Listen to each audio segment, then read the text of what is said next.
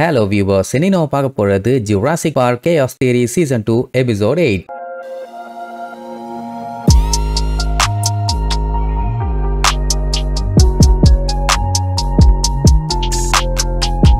Open பண்ணா நம்மளுக்கு boat எடுத்துட்டு அப்படியே பொறுமையா கிளம்புனாங்கல்ல. போற வழியில இவ்வளவு நேரமும் கார்னிவோரஸா பார்த்தாங்க. அதுக்குன்ட்டு எல்லா டைனோசரும் அப்படியே இருக்க முடியுமா? ஹெர்பி ஓரஸையும் பார்ப்பாங்க. அதுக்கு பாட்டுக்கு புல்லு மேய்ச்சிக்கிட்டு இருக்கும். கெஞ்சி தான் ரொம்ப அலர்ட்டா இருக்காராமா. கொஞ்ச நேரம் மூடிட்டு நில்லுறாம்பாங்க. அப்ப பாத்தீங்கன்னா அந்த இடத்துல ஒரு பெரிய ரேடியோ டவர் ஒன்று இருக்கும். அதை பார்க்கும் போதே தெளிவா தெரியுது கேப்டன் லேங் வந்து டைனோசர்ஸ் எல்லாத்தையுமே இந்த சீக்ரெட் ட்ரைவருக்கு தான் கொண்டு வந்திருக்காருன்னு. இன்னும் கொஞ்சம் தூரம் தான். அதுக்கப்புறம் என்ன கெபா பம்பியோட முட்டை ரெண்டுத்தையுமே காப்பாத்திடலாம்னு சொல்லிட்டு போட்டை கொண்டு வந்து ஒரு சைடா பார்க் பண்ணிட்டு வேற லெவல் எக்ஸ்பெக்டேஷனோட அப்படியே பொறுமையா போய் பார்ப்பாங்க. பார்த்தவங்களுக்கு பயங்கரமான ஷாக்கு. என்னன்னா பெரிய பெரிய மிலிட்டரி ஆளுங்க ஒரு 20-30 பேர், சொல்ல போனா ஒரு 100 பேர் கன்னோட சுத்திட்டு இருப்பாங்கன்னு தான் எக்ஸ்பெக்ட் பண்ணி போனாங்க. அடிச்சு போட்டுட்டு எல்லா வேலையும் பார்த்துட்டு வந்துடலான்னு. ஆனா அங்க இருந்தது ஒரு மொக்கையான கோழி பண்ணை. இதை பார்க்க வாடா இவ்வளவு தூரம் வந்தோடனே அட டைனோசர் இல்ல அது வரைக்கும் சந்தோஷம் அப்படின்ட்டு அந்த இடத்த லுக் விட்டு இருக்கும்போது பெண்ணுக்கு மட்டும் ஏதோ ஒரு சவுண்ட் கேட்கும். மத்தவங்க எல்லாம் இல்ல இல்லாமாங்க டேரியஸுக்குமே சவுண்ட் கேட்கும். அது பாத்தீங்கன்னா ஏதோ ஜெனரேட்டர் சவுண்ட் மாதிரியே இருக்கும். ஒரு கைவிடப்பட்ட கோழி பண்ணையில ஜெனரேட்டர் எதுக்கு ஓடிட்டு இருக்கணும் அப்படின்னா இது சிக்கன் ஃபார்மா இருக்க வாய்ப்பே இல்ல. வேற ஏதோ ஒன்னு டிஸ்கஸ் பண்ணிட்டு இருப்பாங்களா. அப்போ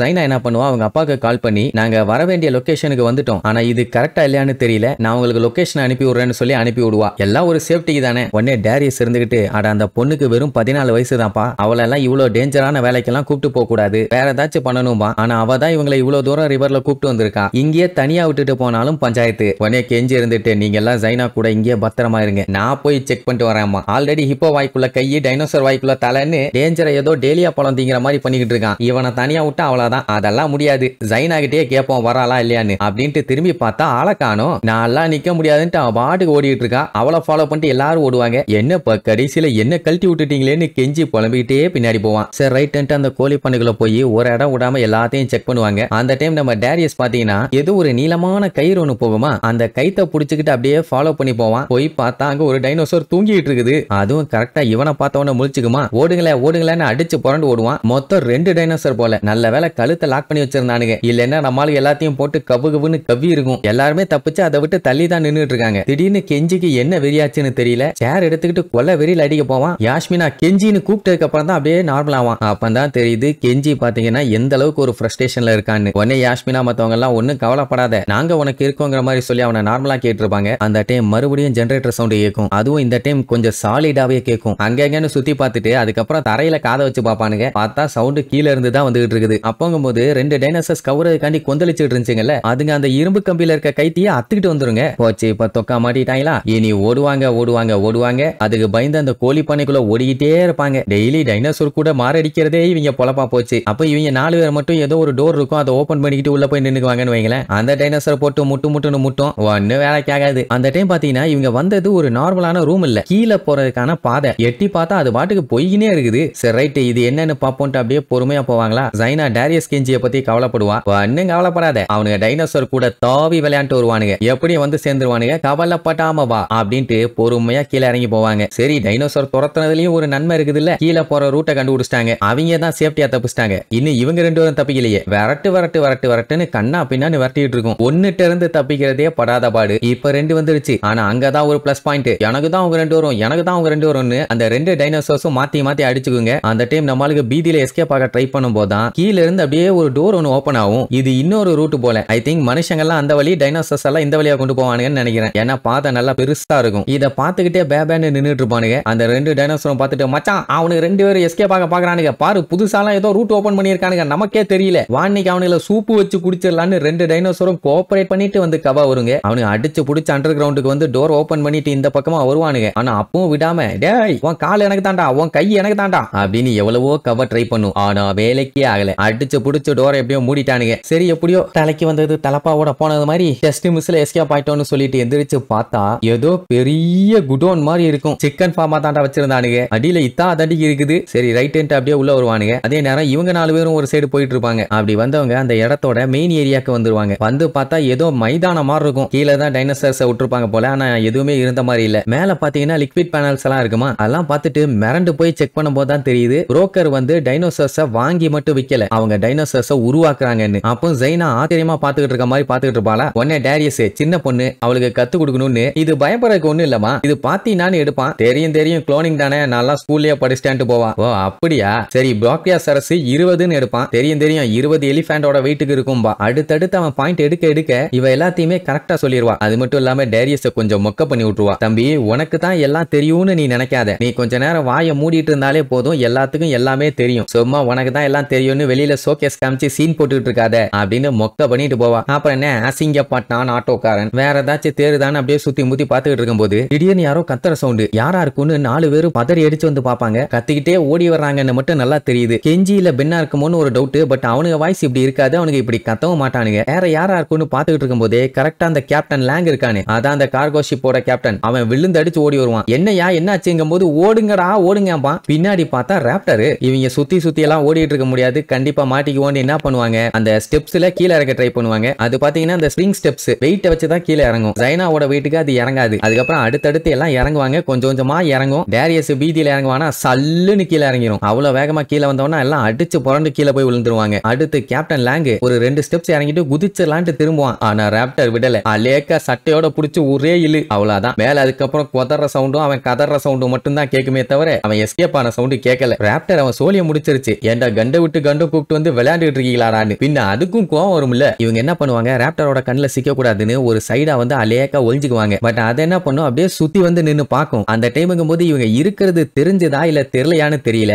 கொஞ்ச நேரம் நின்னு பார்த்துட்டு அங்க இருந்து கிளம்பிரும். அப்பதான் கொஞ்சம் நிம்மதியா இருக்கும். ஆமா அட்ராசி ராப்டர் எப்படி இங்க வந்துச்சு, வினோதமா இருக்கேன்னு சாமி கேப்பா. அதுலயே தெரிஞ்சு போச்சு இவங்க எல்லாம் இங்க இருக்காங்கன்னு புரோக்கருக்கு தெரிஞ்சிருச்சுன்னு. அப்படி இருக்கும்போது அது இவங்கள தானே பிடிச்சிருக்கணும், எதுக்கு கேப்டன் லேங்க விரட்டி விரட்டி கவிச்சு ஒரே குழப்பமா இருக்கேன்னு யோசிச்சுட்டு இருக்கும்போது இவங்க இருக்காங்கல்ல அந்த இடத்துக்கு பக்கத்துல ஒரு ரூம் இருக்குது. அதுக்குள்ள ஒரு டைனோசர் உருமுற சவுண்ட் கேட்கும். அவ்வளவுதான், எல்லாத்துக்கும் அள்ளு விடும். பின்ன சும்மாவா இவ்வளவு பெரிய இடத்தை கட்டி வச்சிருக்கானுங்க, டைனோசரோட மைதானம் அது. அங்க போய் மாட்டிக்கிட்டாங்க. அதே நேரம் இவனுங்க என்ன பண்ணுவானுங்க, பம்பியோட முட்டையை கண்டுபிடிக்கணும்னு ஒவ்வொரு ரூமா தேடி போவானுங்களா. ரொம்ப லேட் ஆகிற மாதிரி இருக்கும். ஏன்னா அட் டைம்ல ஒரு ரூம் தானே பார்க்க முடியும். இதே ஸ்பிளிட் ஆகி போனா சீக்கிரமா கண்டுபிடிக்கலாம்ல. சரி ரைட்டு நான் ரைட்ல போறேன்பா. அவன் அதுக்கு ரைட்டும்பா. இல்லடா நான் ரைட்ல போறேன். சரிடா ரைட்டு போ அப்படின்னா, அடே நான் தாண்டா ரைட்ல போவேன், நீ ரைட்ல போறதுக்கு தாண்டா நான் ரைட்டுன்னு அப்படின்ட்டு வார்த்தை விளையாட்டு விளையாண்டுட்டு இருப்பானுங்க. இப்படி அவனுக்கு தேட போயிட்டானுங்கன்னு வைங்க. இப்ப இவங்க 4 பேரும் இப்ப ஒரு டைனோசர் கிட்ட மாட்டிட்டாங்க. சரி இப்ப அதோட வாயை பார்த்துக்கிட்டு இருந்தாங்கன்னா அது வந்த வேகத்துல யோசிக்காம இவங்களை கவிட்டு போயிடும். ஏன்னா அங்கெல்லாம் அவ்வளவு சீக்கிரம் தப்பிச்சு ஓட முடியாது, ஃபுல்லா க்ளோஸ்டு. அதை டிஸ்டர்ப் பண்ணாம பேசாம படிக்கட்டு வழியா மேலே ஏறி போயிடலான்னு யாஸ்மினாவை தூக்கி கஷ்டப்பட்டு அந்த ஸ்டெப்ஸை கிளைம் பண்ணிடலான்னு பாப்பாங்க. ஆனா ஒரு 2 இன்ச் கேப் பிடிச்சிருந்தானா பிடிச்சி இழுத்திருப்பான். எப்படியும் தூக்கும் போது கொஞ்சம் முக்குவாங்கல்ல, சத்தம் கேட்டு உள்ள இருக்க டைனோசர் வெளியில வந்துரும். ஐயோ மாட்டிக்கிட்டோமோன்னு பீதியில இருக்கும்போது திடீர்னு எந்த லூசு லைட் ஆன் பண்ணிச்சுன்னு தெரியல, சுத்தி லைட் ஆன் ஆகும். அப்பதான் ஒன்னு நோட் பண்ணுவாங்க, அந்த டைனோசருக்கு பாத்தீங்கன்னா கண்ணு இல்ல, சத்தத்தை வச்சும் ஸ்மெல் பண்ணியும் தான் கண்டுபிடிக்குது. லைட்டா கால் அசைச்சா போதும் கரெக்டா அந்த இடத்த ஸ்மெல் பண்ணி அது பாட்டுக்கு வருது. உடனே என்ன பண்றதுன்னு தெரியாம அப்படியே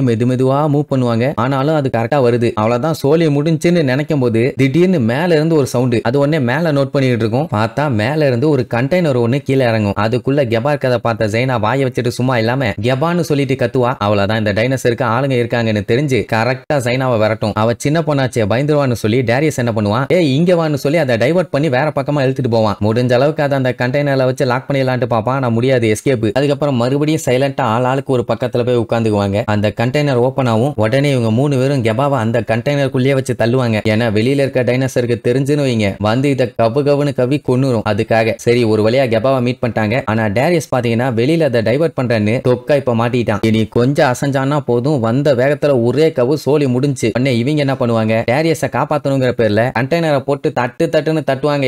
கலட்டு டைனோசரே இங்க வா, முடிஞ்சா என்ன வந்து கவு அப்படின்னு தட்டிட்டு இருந்த உடனே அது அந்த சத்தத்தை கேட்டுட்டு வருமா. உடனே இவங்க டோரை க்ளோஸ் பண்ணி எஸ்கேப். இதுல என்ன காமெடினா இவங்க டோரை க்ளோஸ் பண்ண அடுத்த செகண்ட் அந்த கண்டெய்னர் மறுபடியும் மேல போகும். ஐயோ டேரியஸ் இல்லாம மேல வந்துட்டு இருக்கோம், அவனை எப்படியாச்சும் காப்பாத்தணும்னு பதறுவாங்க. பார்த்தா பையன் ஆல்ரெடி ஜன்னலை பிடிச்சு தொங்கிட்டு இருப்பான். இப்ப 4 பேருமே மேலதான் போயிட்டு இருக்காங்க. ஆனா கீழே இருக்க டைனோசர் என்ன பண்ணும், அந்த கண்டெய்னரை போட்டு கண்ணா பின்னாடி இடிக்கும். பையன் ஜைனா மட்டும் புடியலன்னா கீழே வந்திருப்பான். அவ கையை பிடிச்சிருப்பா, அவளை இவங்க 2 பேரும் சேர்ந்து பிடிச்சி எழுதிட்டு இருப்பாங்க. அது பாத்தீங்கன்னா இவன் காலை கவுன்னு கவர் ட்ரை பண்ணும். ஜஸ்ட் மிஸ்ல எஸ்கேப். சரி ரைட் ஒரு வழியா மாசா தப்பிச்சிட்டோம்னு சொல்லிட்டு சேஸ் அடிப்பாங்க. மூதேவி வந்து இறங்கினதுக்கு அப்புறம் அடிக்க வேண்டியதானே. மேல போய் சட்டுன்னு நின்ன ஜர்க்ல நேரா அந்த டைனோசர் மேல போய் விழுந்து அடிச்சு புரண்டு திருச்சு வந்து விழுவான். ஏண்டா என் மேலையாடா வந்து விழுந்த எடுபட்ட நாயன்னு அது வேகமா கப வரும். அப்படியே அங்க கட் பண்ணி கெஞ்சியை காட்டுறாங்க. அவன் அந்த பம்பியோட எக் எப்படியாச்சும் கண்டுபிடிச்சிடணும்னு சந்து பொந்து இண்டு இடுக்குன்னு இருக்குன்னு ஒரு இடம் விடாம எல்லா இடத்தையும் தேடுவான். அப்படி தேடிட்டு இருக்கும்போது யாரோ அங்க வர்ற சவுண்ட் கேக்குமா. அங்க இருக்க ஒரு ரூம்குள்ள போய் ஒளிஞ்சுக்குவான். அப்ப அந்த பக்கமா வந்தவங்க அவனை கிராஸ் பண்ணி போனதுக்கு அப்புறம் ஆமா இது என்ன ரூம்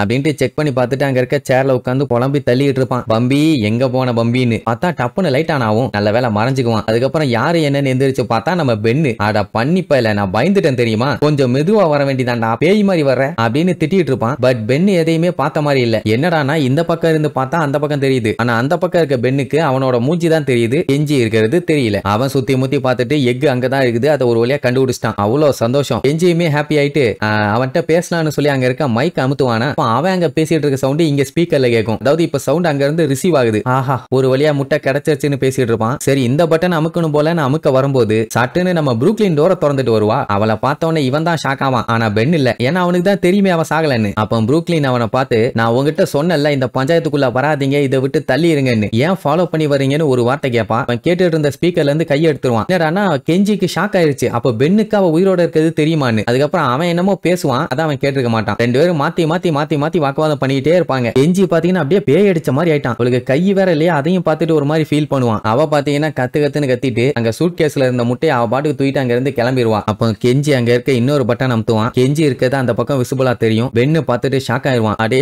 கெஞ்சி நீ எல்லாத்தையும் பாத்துட்டியான்னு. அப்போ கெஞ்சி இருந்துட்டு அவ உயிரோட தான் இருக்கா, இந்த விஷயம் உனக்கு தெரியும் இல்லையா அப்படின்ட்டு பென்னு மேல செம்மையா கடுப்பாவான். இனி இதுக்கப்புறம் இவங்களுக்குள்ள கிளாஷ் ஆக போதா, ப்ரூக்லினை இவங்க காப்பாத்த போறாங்களா இல்ல புரோக்கர்ட்ட மாட்டிட்டு சின்ன பின்னமாக போறாங்களான்னு அடுத்தடுத்த எபிசோட்ல பார்க்கலாம். டாடா.